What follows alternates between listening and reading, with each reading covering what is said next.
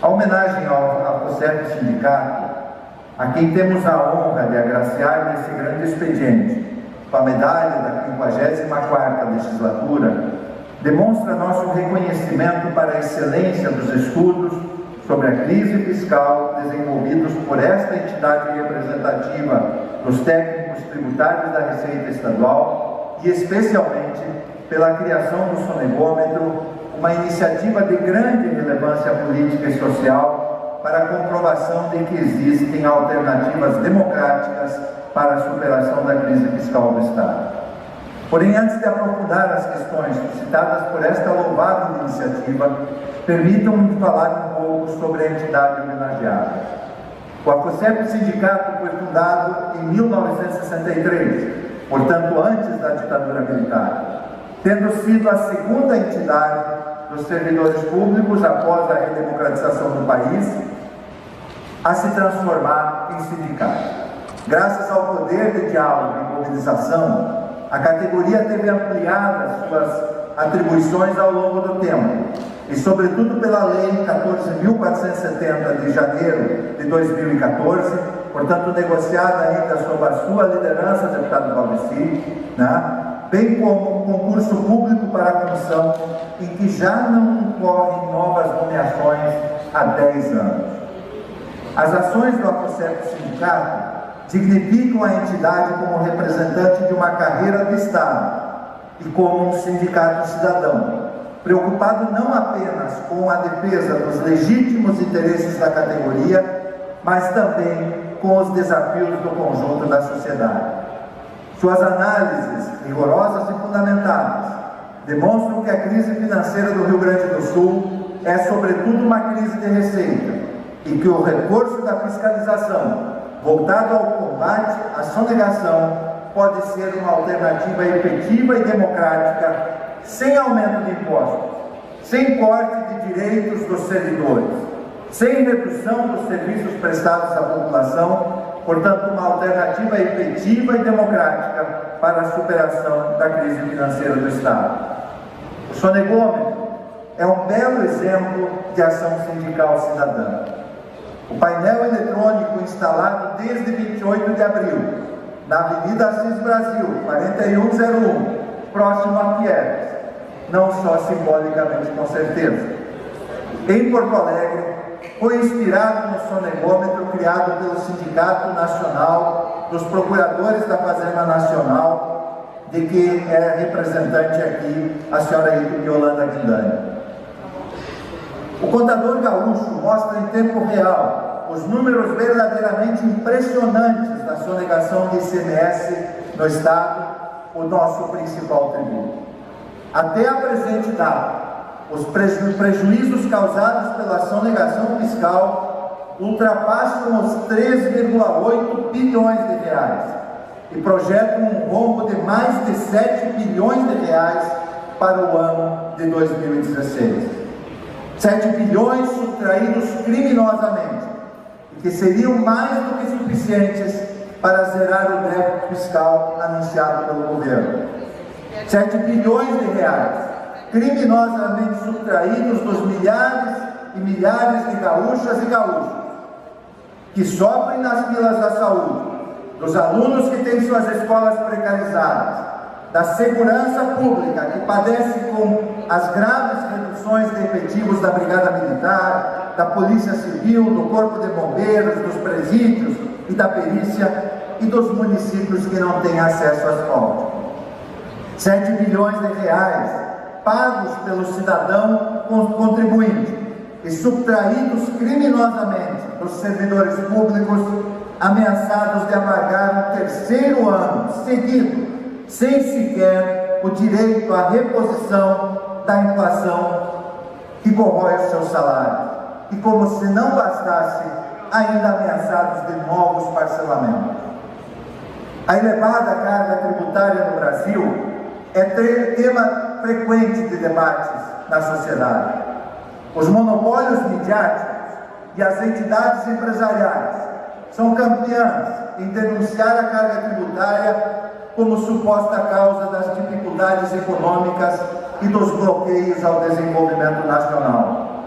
Um debate, na maior parte do tempo, falseado, porque esconde o fato de que o peso dos impostos é muito maior para os mais pobres e, sobretudo, que, não fosse a sonegação, a carga tributária poderia ser muito menor.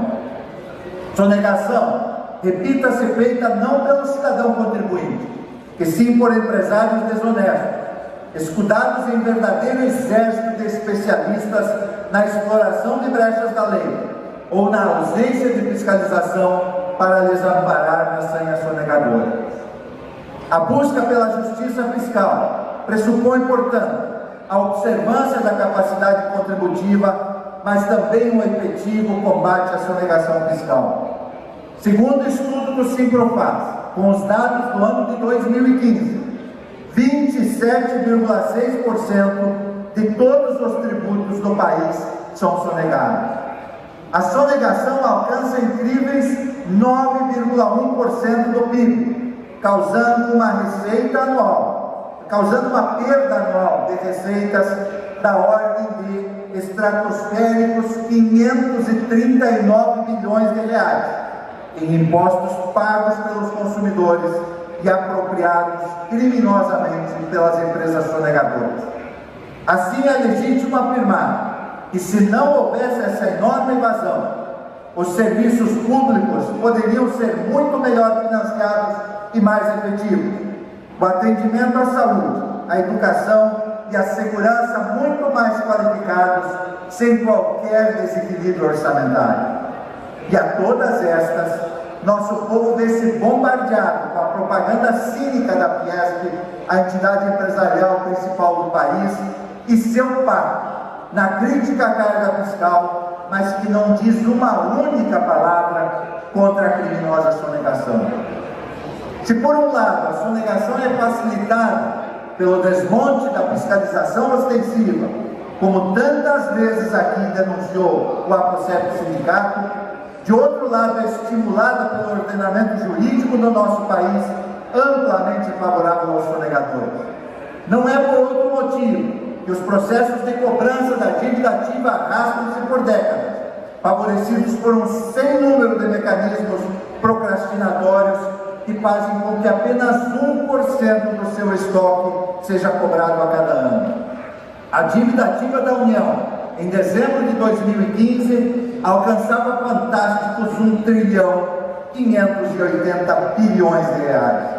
Dinheiro que, no caso da União, seria mais que suficiente para derrubar a dívida pública, dando fim na sangria de mais de 500 bilhões anuais que são subtraídos do nosso povo somente para o pagamento dos juros e enriquecimento dos especuladores, que, aliás, na maior parte das vezes são os mesmos sonegadores.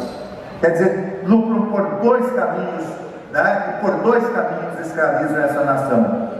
Dados do Simprofaz revelam que apenas os débitos tributários representam mais de 580 vezes os valores que a Operação Lava Jato estimam terem sido subtraídos da Petrobras. Repito, os débitos tributários representam 580 vezes os valores desviados da Petrobras. Precisa debater ainda qual é a principal corrupção do país? São muitos os bilhões sonegados, mas são muito poucos os expoentes da sonegação. No Brasil, apenas 500 devedores concentram débitos no valor de quase 400 bilhões de reais. Aliás, aqui no Rio Grande do Sul, as apurações da Operação Zelotes em apenas 2 empresas, sólidas empresas, conceituadas empresas, indicam a sonegação de mais de 2 bilhões de reais. Como fazem falta esses 2 bilhões de reais? Como termo de comparação, lembremos que o governo federal investe pouco mais de 300 bilhões para garantir os direitos à saúde, à educação, à habitação, ao Bolsa Família e seguro-desemprego para os mais de 200 milhões de brasileiros. Quer dizer, 500 empresas sonegam 400 bilhões. E a União investe para todos esses direitos apenas 300 milhões. São poucos, mas são grandes e poderosos, o que lhes confere grande poder para operar no campo político, administrativo, judicial e na mídia a favor dos seus interesses. A ineficiência no combate à sonegação e na cobrança dos débitos dos poucos flagrados repete-se também em nosso Estado.